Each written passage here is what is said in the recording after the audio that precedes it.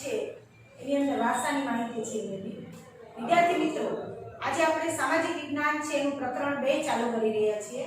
પ્રકરણનું નામ છે આપણી પ્રાચીન પરંપરાઓ, હસ્તકલાઓ, લલિત કલાઓ। આ ચેપ્ટરની આપણે ચર્ચા કરવા માટે જઈ રહ્યા છીએ। વિદ્યાર્થી મિત્રો, સેકન્ડ ચેપ્ટરની અંદર હું મીનાક્ષી મેવાડા નોબલ સ્કૂલ દ્વારા આયર્ન વિડીયોમાં આપનું હાર્દિક સ્વાગત કરું છું। તો મિત્રો, સીધા જ આપણે વારસા તરફ જઈએ। તો આપણે સાંભળ્યું છે અથવા તો તમે પ્રકરણ 1 ની અંદર જ સમજ્યું છે કે વારસો છે એ અલગ અલગ પ્રકાર છે ધરાવે છે। એમાં આપણે મુખ્ય પ્રકારોની ચર્ચા છે કરી। કયા મુખ્ય પ્રકારો? તો પ્રાકૃતિક વારસો અને સાંસ્કૃતિક વારસો, આ બંનેની માહિતી આપણે પ્રાપ્ત કરી છે। હવે આપણે એનાથી ને જરાક આગળ જઈએ છીએ। સાંસ્કૃતિક વારસો જોવાનો છે હવે આપણે, કારણ કે જેટલા ચેપ્ટર છે આપણે ભણશું એ તમામ ચેપ્ટરની અંદર આપણે સાંસ્કૃતિક વારસાની માહિતી મેળવવાની છે। તો જેમ આપણો પ્રાકૃતિક વારસો છે સમૃદ્ધ છે, એ જ રીતે આપણે સમૃદ્ધ સાંસ્કૃતિક વારસાની ભેટ આપી છે। હવે આ વારસો છે એમના જુદા જુદા 4 પેટા પ્રકાર પડે છે। કયા કયા? પહેલો છે જૈવિક વારસો, બીજો છે ભૌતિક વારસો, ત્રીજો છે સાંસ્કૃતિક વારસો અને ચોથો છે પ્રાકૃતિક વારસો। આ 4 પ્રકારો છે એમની માહિતી આપણે મેળવવાની છે। તો પહેલો જ આપણે જોઈએ છીએ મિત્રો જૈવિક વારસો। જૈવિક વારસો એટલે શું? જૈવિક વારસો છે કોને કહેવાય? તો મોટાભાગે કોઈ પણ બાળક હોય એમનો જન્મ થાય એટલે જન્મતાની સાથે જ એમને માતા પિતા તરફથી જે શારીરિક અને માનસિક લક્ષણો છે પ્રાપ્ત થાય એને આપણે જૈવિક વારસો કહીએ છીએ। બીજા શબ્દમાં તમે એને આનુવંશિક વારસો પણ કહી શકો છો, કારણ કે આપણે મોડર્ન લેંગ્વેજની અંદર એમ કહીએ છીએ કે દરેક બાળક છે એને એના માતા પિતા તરફથી ને ખાસ એને પ્રાપ્ત થાય છે।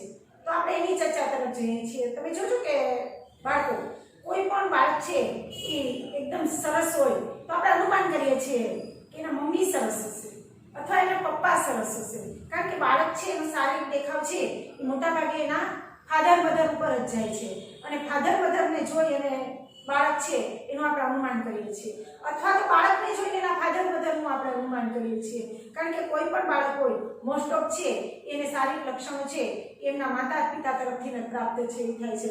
પછી એની સ્કિન હોય, બરાબર, પછી એની સ્માર્ટનેસ હોય, અથવા તો એનું જે શારીરિક બંધારણ હોય, એની હાઈટ હોય, આ બધી વસ્તુઓ છે એમને માતા પિતા તરફથી પ્રાપ્ત છે એ થાય છે। તો આને આપણે આનુવંશિક અથવા તો જૈવિક વારસો કહીએ છીએ। બીજી વખત આપણે જોઈએ છીએ મિત્રો કે જૈવિક વારસો એટલે શું? જૈવિક વારસો કોને કહેવાય છે? તો બાળકને જન્મતાની સાથે જ માતા પિતા તરફથી જે શારીરિક કે માનસિક લક્ષણો પ્રાપ્ત થાય એને આપણે જૈવિક વારસો કહીએ છીએ। ઓકે મિત્રો, બીજો જે પ્રકાર છે એ આપણે જોઈએ છીએ।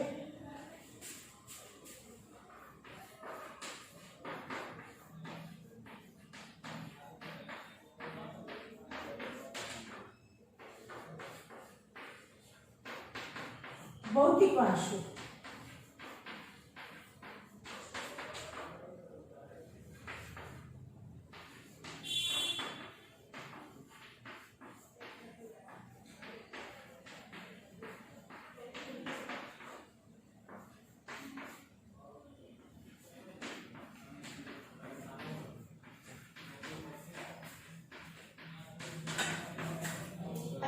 વારસાના પ્રકારો છે, આમની આપણે માહિતી મેળવવાની છે। ભૌતિક વારસો કોને કહેવાય? તો વિદ્યાર્થી મિત્રો, આપણને આપણા માતા પિતા તરફથી અથવા તો આપણા પૂર્વજો તરફથી ને જે કાંઈ ઘર, જમીન, જાગીર, સ્થાવર જંગમ મિલકત પ્રાપ્ત થાય એને આપણે ભૌતિક વારસો કહીએ છીએ। અને આ વારસામાં આપણે ઉત્તરોત્તર વધારો કરતા જઈએ છીએ અને એ જળવાઈ રહે છે।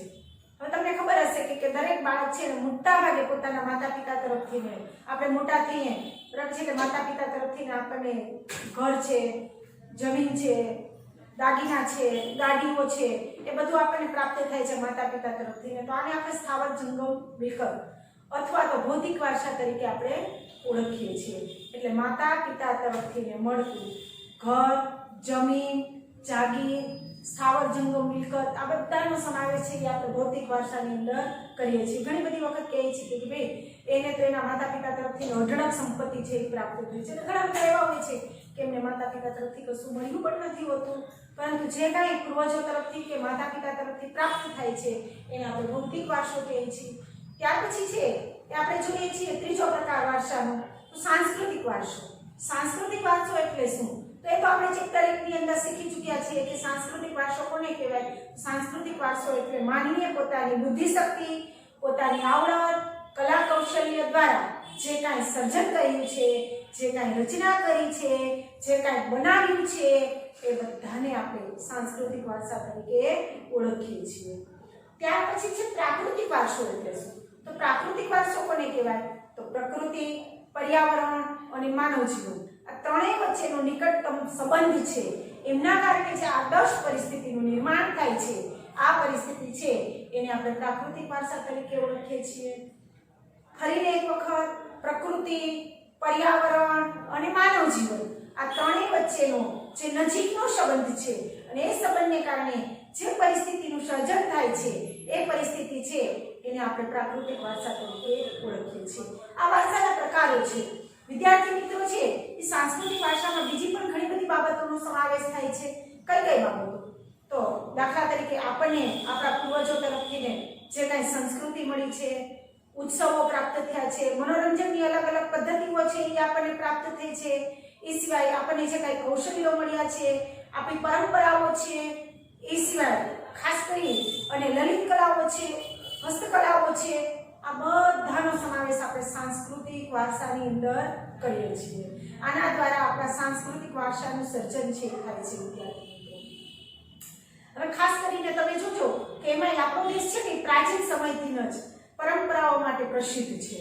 પ્રાચીન સમયથી જ ભારત છે એની સમગ્ર વિશ્વની અંદર એક ઓળખ છે. અને આ ઓળખ પાછળનું કારણ શું છે? તો આપણી સંસ્કૃતિ, આપણા કૌશલ્યો, આપણી ધાર્મિક પરંપરાઓ, આપણા રીત રિવાજો અને સાથે સાથે મોટાભાગે સૌથી બેસ્ટમાં બેસ્ટ કહી શકાય ને તો આપણી પારિવારિક વ્યવસ્થા, આપણી પરિવાર વ્યવસ્થા, આ આપણી સંસ્કૃતિનું ખૂબ જ મહત્વનું લક્ષણ છે મિત્રો. એમ આપણે કહી શકીએ. તમે જોજો વિદ્યાર્થી મિત્રો કે બીજા દેશો છે એમાં ભારતની અંદર કે ભારતીય સંસ્કૃતિની અંદર જોવા મળતી પારિવારિક ભાવનાઓ જોવા મળતી નથી. દરેક આજે આપણા દેશની અંદર માતા પિતા છે એનું માન જળવાય છે, માતા પિતાને આદરની દ્રષ્ટિએ જોવાય છે, માતા પિતાનો પડ્યો બોલ ઝીલવામાં આવે છે, જ્યારે બીજી સંસ્કૃતિઓની અંદર આ પરિસ્થિતિ નથી. એટલે આપણી પરિવાર વ્યવસ્થાની માટે સમગ્ર વિશ્વની અંદર આપણો દેશ છે એ પ્રસિદ્ધ છે અને આપણી જે ગણના છે એ પણ એમના પરિણામે સમગ્ર વિશ્વની અંદર છે એ થાય છે વિદ્યાર્થી મિત્રો છે. એ સિવાય તમે જુઓ કે આપણી જે પ્રાચીન મુદ્રાઓ હતી એ ખૂબ જ મૂલ્યવાન હતી. અત્યારે પાઉન્ડ છે, ડોલર છે, બરાબર છે, આપણા રૂપિયા કરતાં અપ છે, ઉપર છે, બરાબર છે. જ્યારે પ્રાચીન સમય એવો હતો વિદ્યાર્થી કે મોટા ભાગે આપણી મુદ્રાઓ છે એ બધાથી ઉપર હતી. પાઉન્ડ ને ડોલર ને એનાથી ને ડાઉન હતા, નીચે હતા. આ જ આપણા દેશની સમૃદ્ધિ હતી વિદ્યાર્થી મિત્રો. અને આ સમૃદ્ધિથી આકર્ષિત થઈને જ જુદી જુદી પ્રજાઓ છે એ આપણા દેશની અંદર આવી, આપણા દેશમાં વસવાટ કર્યો અને મોટા ભાગે આપણી સમૃદ્ધિ છે પ્રાપ્ત કરવાનો પ્રયાસ છે કર્યો. વિદ્યાર્થી મિત્રો તમે વિચાર તો કરો કે આ પ્રાચીન સમયની અંદર આપણા દેશની અંદર જુદી જુદી 64 કલાઓ છે એનો ઉપયોગ કરવામાં આવતો હતો. એટલે કે 64 કલાઓ આપણા દેશની અંદર અસ્તિત્વ ધરાવતી હતી. આ કલાઓ કઈ કઈ? એ કલાઓની ચર્ચા આપણે કરીએ છીએ. તો હસ્તકલા,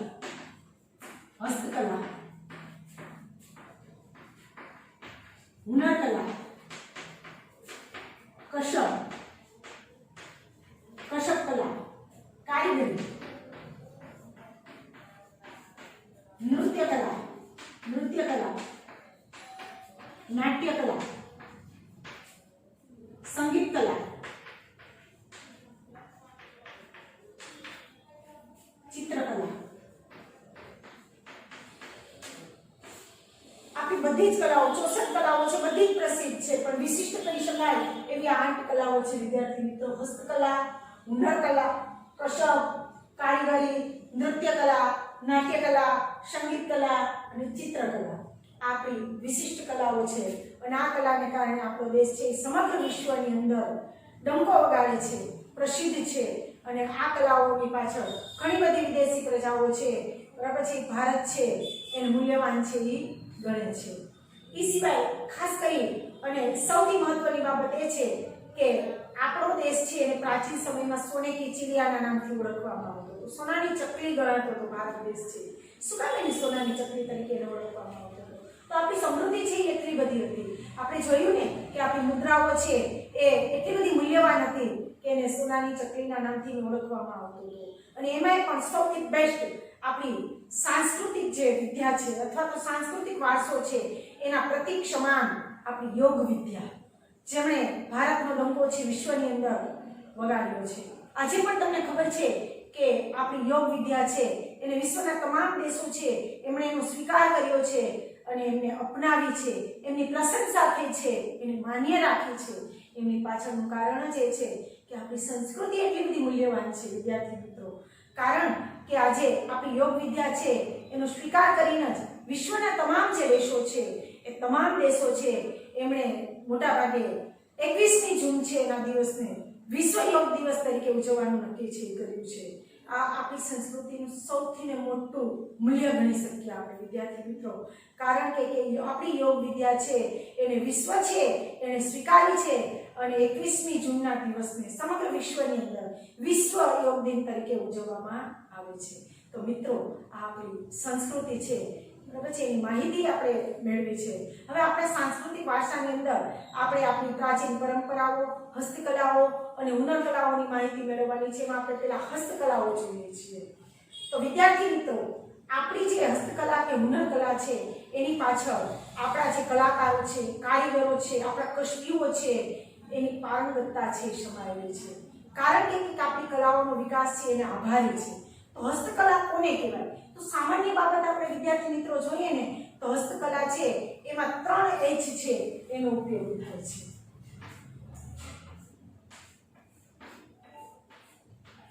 આ 3 H છે એનું સંયોજન એમાંથી હસ્તકલાનો ઉદ્ભવ છે થાય છે. 3 H કયા કયા તમે સમજી ચૂક્યા જશો. હેડ યાની કે આપણું માથું, હાર્ટ યાની કે આપણું હૃદય, અને હેન્ડ યાની કે આપણા હાથ, બરાબર છે. એટલે કે હેન્ડ અને હાર્ટ આ ત્રણેયનું સંયોજન થાય, ત્રણેય છે એક સાથે જોડાય ત્યારે જ હસ્તકલા છે એનો ઉદ્ભવ છે થાય છે વિદ્યાર્થી મિત્રો. તો અહીંયા આપણે હસ્તકલાઓની અંદર કઈ કઈ બાબતોની ચર્ચા કરવાની છે. તો પહેલા જ આપણે જોઈશું માટીકલા, ત્યાર પછી આપણે ચર્ચા કરશું વણાટકામ, પછી જોઈશું ભરત ગૂંથણ, ત્યાર પછી આપણે જોઈશું મોટાભાગે મોતીકામ અને મીના કારીગરી, ત્યાર પછી છે એ આપણે ચર્ચા કરીશું જરીકામની, પછી ધાતુકામ, પછી કાષ્ઠકલા, પછી જળતર કામ અને અકીતકામ. આટલી કલાઓ છે, હસ્તકલાઓ છે એની ચર્ચા કરી અને ત્યાર પછી આપણે લલિત કલા તરફ જઈશું. તો આપણે પહેલી જ ચર્ચા કરીએ છીએ કે માહિતી મેળવીએ છીએ માટીકલાની. તો માટીકલા એટલે શું અને માટીકલામાં આપણા દેશનું યોગદાન શું છે એમની ચર્ચા તરફ જઈએ છીએ. તો આપણે પહેલી હસ્તકલા વિદ્યાર્થી મિત્રો આવો આપણે શીખીએ માટીકલા.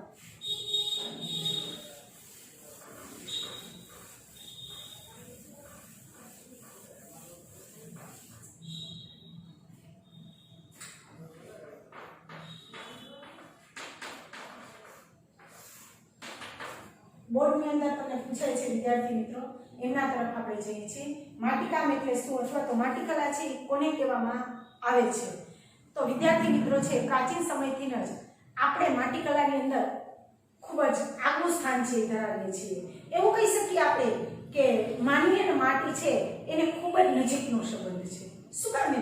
તો માનવીને જન્મથી માંડી અને મૃત્યુ સુધીનું જીવન છે એ આખું માટીની આસપાસ જ વીતે છે. માનવીનો જ્યારથી જન્મ થાય છે અને માનવીનું મૃત્યુ થાય છે ત્યાં સુધી માનવી છે એ માટીની આસપાસ જ પોતાનું જીવન છે વિતાવે છે. એટલે એવું કહેવાય છે કે માટીકલા છે એમની સાથે માનવીનું જીવન છે એ સંકળાયેલું છે અને પ્રાચીન સમયથી જ આપણે એના માટે પ્રસિદ્ધ છીએ. તમને ખ્યાલ જ હશે કે પુરાતન પાષાણ યુગની અંદર મોટાભાગે માનવીઓ છે એ પથ્થરના વાસણોનો ઉપયોગ કરતા હતા. ત્યાર પછી ધાતુની શોધ નહોતી થઈ ત્યારે માનવી છે એ માટીમાંથી બનાવેલા જુદા જુદા વાસણોનો ઉપયોગ છે એ કરતો હતો. કારણ કે કોઈ ધાતુ તો હતી નહીં આપણી પાસે, એટલે માનવી છે એને પોતાની જીવન જરૂરિયાતમાં ઉપયોગી જે વાસણો છે એ માટી દ્વારા પૂર્ણ છે એ કરતા હતા. એમની આ જરૂરિયાત છે એટલે કે માટીમાંથી વાસણો છે બનાવવામાં આવતા હતા પ્રાચીન સમયમાં. માટીમાંથી આપણે કઈ કઈ વસ્તુઓ છે બનાવતા હતા એ જોઈએ છે. તો ઘડા જેને તમે માટલું પણ કહી શકો છો, પાણી ભરવા માટેના ઘડા, હાંડલા, રસોઈ બનાવવા માટે હાંડલા, રમકડા, માટીના ચૂલા,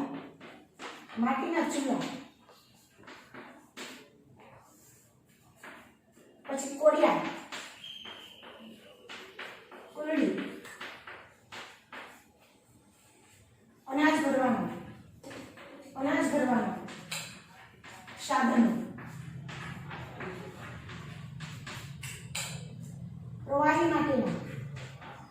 પ્રવાહી માટેના સાધનો. આ બધું જ છે તે મોટાભાગે આપણે માટીમાંથી બનાવતા. ટૂંકમાં ઘડા એટલે કે જેમાં આપણે પાણી ભરીએ છીએ, માટલું પણ કહી શકીએ, હાંડલા જે રસોઈ બનાવવા માટે ઉપયોગી છે, રમકડા આ સમય દરમિયાન રમકડાઓ છે પણ નવી પ્રકારના બનતા હતા. પછી માટીના ચૂલા, આજે પણ ગામડામાં માટીના ચૂલાનો ઉપયોગ કરવામાં આવે છે. પછી કોડિયા જે આપણે દૂધ પ્રાગટ્ય માટે જેનો ઉપયોગ કરીએ છીએ, કુલડી જે પક્ષીઓ છે એને પાણી માટે આપણે ઉપયોગ કરીએ છીએ, અનાજ ભરવાના સાધનો એટલે કે અનાજ ભરવાની કોઠીઓ, પછી દૂધ, દહીં, છાશ, ઘી, પાણી આ બધું પ્રવાહી ભરવા માટેના સાધનો છે એ મોટાભાગે માટીમાંથી બનાવવામાં આવતા હતા. એ સિવાય મકાનની દિવાલો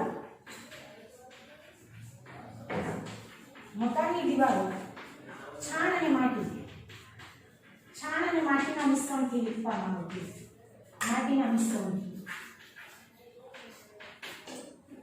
એટલે કે મકાનની દિવાલો છે એ છાણ અને માટીને ભેગી કરી અને એનાથી એનું લીપણ કરવામાં આવતું. એટલે આ દ્રષ્ટિએ જોઈએ તો પણ માટીનો ઉપયોગ છે વિપુલ પ્રમાણમાં કરવામાં આવતો હતો પ્રાચીન સમયની અંદર.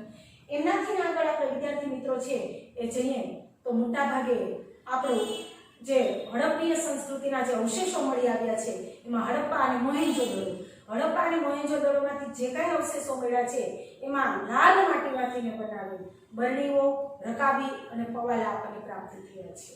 લાલ માટીમાંથી બનાવેલ બરણીઓ, પવાલા અને સાથે સાથે રકાબીઓ છે એ આપણને પ્રાપ્ત થઈ છે. આ એનું ઉદાહરણ આપે છે કે પ્રાચીન સમયની અંદર મોટાભાગે આપણે માટીના વાસણો છે એનો વિપુલ પ્રમાણમાં ઉપયોગ કરતા હતા. સાથે સાથે મોટાભાગે આપણે જે નવરાત્રિની અંદર ગરબાઓનો ઉપયોગ કરીએ છીએ એ ગરબાઓ છે એમાં પણ માટીનો જ ઉપયોગ થાય છે. આજે પણ વર્તમાન સમયની અંદર પણ આપણે આટલા બધા આધુનિક બની ગયા છીએ છતાં પણ જે આદ્ય શક્તિ છે એની આરાધના માટે વપરાતા જે ગરબાઓ છે એ ગરબાઓ માટીમાંથી બનાવવામાં આવે છે. અને વિદ્યાર્થી મિત્રો આપણું પ્રથમ યંત્ર ગણવું હોય ને તો એ કુંભારનો ચાકડો છે એવું આપણે કહી શકીએ. કારણ કે કુંભારના ચાકડાની ઉપર માટી છે એના દ્વારા અવનવા વાસણો અને અવનવા સાધનો બનાવવામાં આવતા. એટલે આપણું પ્રથમ યંત્ર છે એ કુંભારનો ચાકડો એવું આપણે કહી શકીએ છીએ. વિદ્યાર્થી મિત્રો આ માટીકલા છે એની એક કરામત છે. અને એ સિવાય મોટાભાગે માટીમાંથી બીજી જુદી જુદી ઘણી બધી વસ્તુઓ છે એ મળતી જેની બધાની ચર્ચા છે અહીંયા શક્ય નથી. વિદ્યાર્થી મિત્રો આપણો દેશ એવો છે કે જે માટીના વાસણો માટે પ્રાચીન સમયથી પ્રસિદ્ધ છે. એમાં ખાસ કરી કાચી માટી અને પકવેલી માટીને ટેરાકોટા તરીકે ઓળખવામાં આવે છે. એટલે કાચી અને પકવેલી માટીના વાસણોની માટે મોટાભાગે આપણો દેશ છે એ સમગ્ર વિશ્વની અંદર પ્રસિદ્ધ છે માનવામાં આવે છે. અને એમનું જે એક્ઝામ્પલ છે એ આપણી સમક્ષ જ છે. કારણ કે હડપ્પા અને મોહેંજો-દડો છે એમાં જ્યારે ખોદકામ કરવામાં આવ્યું ત્યારે ખોદકામ દરમિયાન કેટલાક અવશેષો પ્રાપ્ત થયા છે. અને આ અવશેષો છે ક્યાંથી મળ્યા છે તો આપણે દક્ષિણ ભારતની અંદર જઈએ તો દક્ષિણ ભારતની અંદર નાગાર્જુનકોંડા અને આપણે ગુજરાતની વાત કરીએ તો ગુજરાતની અંદર મહેસાણા જિલ્લાની અંદર લાંઘણજ. બે જગ્યાએથી જે અવશેષો પ્રાપ્ત થયા છે વિદ્યાર્થી મિત્રો ક્યાંથી તો દક્ષિણ ભારતમાં નાગાર્જુનકોંડા અને ગુજરાતની અંદર મહેસાણા જિલ્લામાં લાંઘણજ. અહીંથી જે કાંઈ અવશેષો પ્રાપ્ત થયા છે જે માટીમાંથી હાથે બનાવેલા જે વાસણો છે એના નમૂના મળી આવ્યા છે. તો આ જ વસ્તુ સાબિત કરે છે કે ભારત પ્રાચીન સમયથી માટી કલાની અંદર ખૂબ જ પારંગત છે, પ્રસિદ્ધ છે. અને માટી કામ છે એમણે પોતાનો મલાજો છે એ આજે પણ જાળવી રાખ્યો છે. કઈ રીતે તો પ્રાચીન સમયમાં પણ માટીના વાસણોનો ઉપયોગ થતો હતો, અર્વાચીન સમયની અંદર પણ થાય છે, મધ્યયુગની અંદર પણ કરવામાં આવતો હતો, અત્યારે અર્વાચીન યુગમાં તમે જોજો કે મેગા સિટી છે, મેગા સિટીની અંદર તમે જશો તો મેગા સિટીમાં સ્પેશિયલ માટીના વાસણોમાં રસોઈ બનાવવામાં આવે એવા ધાબાઓ અથવા તેવા રેસ્ટોરન્ટ હશે કે જ્યાં સન્ડેના દિવસે લાઈન લાગી હોય વિદ્યાર્થી મિત્રો છે, કે જેની અંદર માટીના વાસણમાં રસોઈ બનાવવામાં આવે, માટીની થાળી વાટકાની અંદર જ રસોઈ છે એ તમને પીરસવામાં આવે છે અને સાથે સાથે માટીના ગ્લાસની અંદર જ તમને પાણી આપવામાં આવે છે. તો આજે પણ ત્યાં સન્ડેના દિવસે લાઈન લાગે છે. આ વસ્તુ શું સાબિત કરે છે કે આજે પણ માટીએ પોતાનો મલાજો જાળવી રાખ્યો છે. વિદ્યાર્થી મિત્રો, તમને આ 2 ગુણની અંદર પૂછાય છે એટલે માટી કલા છે એ જરા રેફર કરી દેજો. હવે આપણે બીજી કલા તરફ જઈએ છીએ, વણાટકામ.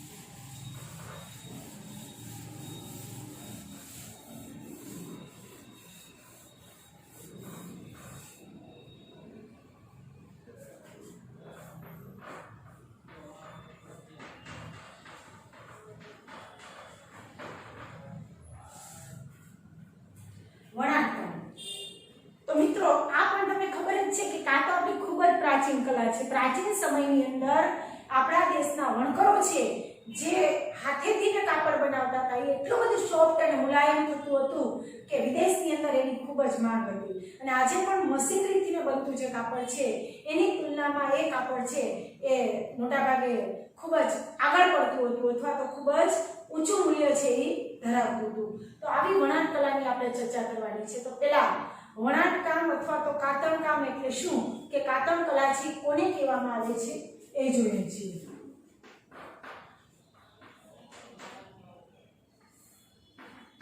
કાતણ કલા કોને કહેવામાં આવે છે?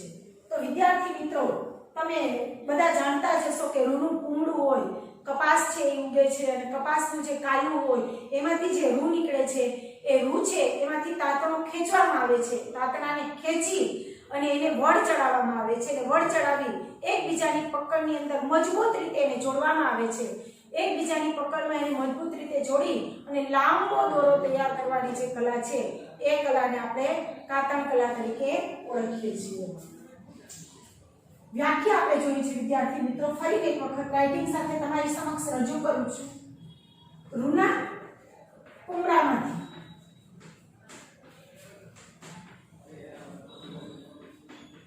તાતણા ખેંચી તેને વડ ચડાવી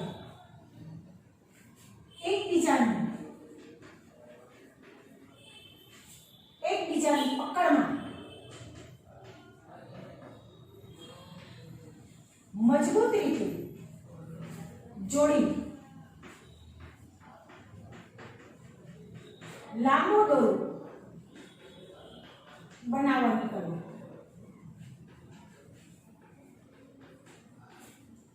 આ કલાને આપણે કાતણ કલા કહીએ છીએ અને આપણે આના માટે સમગ્ર વિશ્વની અંદર વિદ્યાર્થી મિત્રો છે એ પ્રસિદ્ધ છીએ.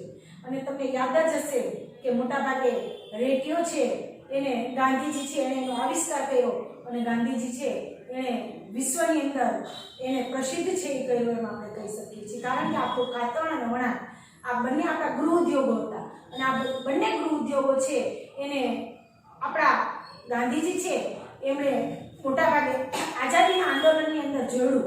આઝાદીના આંદોલનની સાથે જોડી એમને નામ આપ્યું સ્વદેશી અને સ્વાવલંબન. સ્વદેશી અને સ્વાવલંબન નામ આપી અને આખો ઇતિહાસ છે એનું સર્જન કર્યું છે અને ક્રાંતિ છે એ જગાવી છે. કારણ કે ઇતિહાસની અંદર આપણી આ કલા છે એને ગાંધીજી છે એમણે અમર બનાવી દીધી. કઈ રીતે? તો કાતણ અને વણાટ આપણા બંને ગૃહ ઉદ્યોગો છે. ગૃહ ઉદ્યોગોને ગાંધીજી છે એમણે આઝાદીની લડતની સાથે જોડ્યા. આઝાદીની લડતની સાથે એમને જોડી અને એને નામ આપ્યું સ્વદેશી અને સ્વાવલંબન અને આ રીતે ઇતિહાસનું સર્જન છે એ કર્યું છે. એ સિવાય વિદ્યાર્થી મિત્રો આપણે વસ્ત્ર વિદ્યા તરફ જઈએ છીએ. તો આપણી વસ્ત્ર વિદ્યા છે એમાં પણ આપણે પ્રાચીન સમયથી ખૂબ જ નિપુણ છીએ. કઈ રીતે? તો મોટાભાગે પ્રાચીન સમયની અંદર આપણા જે કુશળ કારીગરો છે એ કુશળ કારીગરો દ્વારા તૈયાર કરવામાં આવેલું જે રેશમી કાપડ છે જેને આપણે મલમલનો તાંતો કહીએ છીએ. મલમલનો તાંતો મલમલ છે એ રેશમનો એક પ્રકાર છે. રેશમના 4 પ્રકાર છે: ટસર, ઈરી, મૂંગા અને મલમલ. એમાં મલમલનું જે રેશમનું કાપડ છે એ મલમલનું રેશમનું કાપડ છે, એનો આખો તાકો છે એ એટલો બધો સોફ્ટ અને મુલાયમ હતો કે એક નાનકડી વીંટીમાંથી એને તમે પસાર કરી શકો. વિદ્યાર્થી મિત્રો, તાકો છે 15 મીટરનો કે 18 મીટરનો હોય. આખો તાકો છે એ નાનકડી દિવાસળીની પેટીમાં સમાઈ જતો અને નાનકડી વીંટીમાંથી પસાર થઈ જતો. આના ઉપરથી તમે સમજી શકશો કે આ જે છે એ કાપડ કેટલું બધું મુલાયમ હશે કે આટલું 18 મીટર કાપડ છે એને તમે વાળી અને દિવાસળીની પેટીમાં મૂકી શકો અને એક નાનકડી વીંટીમાંથી તમે પસાર કરી શકો, તો એ કેટલું બધું સોફ્ટ હશે એની તમને આના દ્વારા જ અંદાજ છે આવી શકે છે. એટલે કે રેશમનો જે મલમલનો તાકો હતો તે, એ સિવાય આપણી બનારસી સાડી,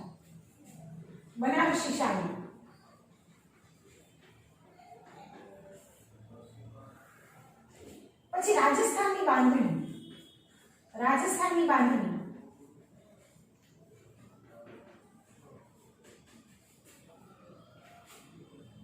વિવિધ પ્રદેશના ગાલીચા,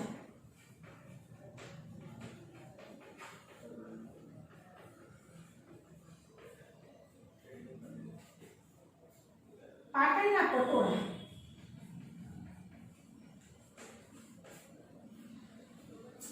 એટલે કે મલમલનો જે તાકો, પછી બનારસી સાડી, રાજસ્થાનની બાંધણી, વિવિધ પ્રદેશના ગાલીચા, પાટણના પટોળા, આ બધા જ આપણા વસ્ત્ર વિદ્યાના બેનમૂન નમૂનાઓ છે. જે આપણી હુનરકલા છે એનો પણ બેનમૂન નમૂનો છે એ આપણે કહી શકીએ છીએ. તો વિદ્યાર્થી મિત્રો, આપણે અહીંયા સુધી રાખશું અને અહીંયા તમારા માટે જે પ્રશ્ન છે એ પ્રશ્ન તરફ જોઈએ છે કે આપણી વિશિષ્ટ કલાઓ છે એ કઈ કઈ છે. એ કલાઓ છે એ શક્ય હોય તો કોમેન્ટની અંદર જણાવશો. Okay, thank you.